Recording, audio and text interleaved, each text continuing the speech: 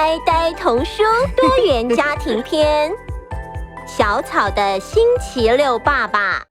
我是小草，每次到了星期五晚上，我和弟弟妹妹总是会兴奋地睡不着，明天就可以和爸爸见面了。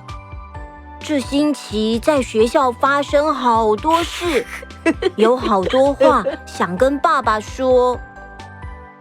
出门前，妈妈总会特别跟我们说：“别多想，享受和爸爸一起相处的时光，快乐地玩。”爸爸看到我们，总是显得兴奋又快乐。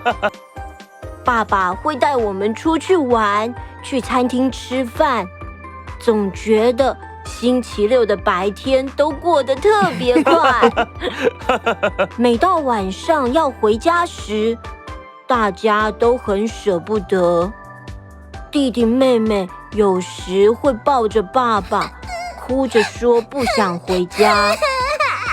有一次，我也跟弟弟妹妹一起抱着爸爸，只是我跟爸爸说：“爸爸，一起回家好不好？”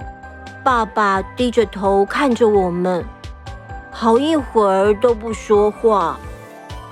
爸爸蹲下来跟我们说：“爸爸妈妈住在一起不开心，所以我们决定离婚。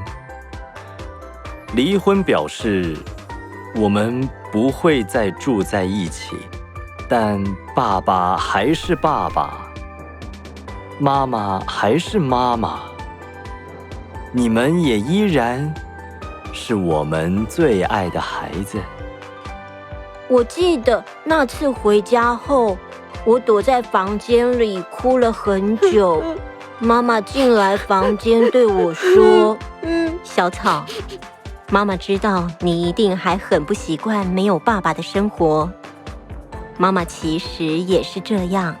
你要知道，这件事不是你们造成的，是妈妈和爸爸做好的决定。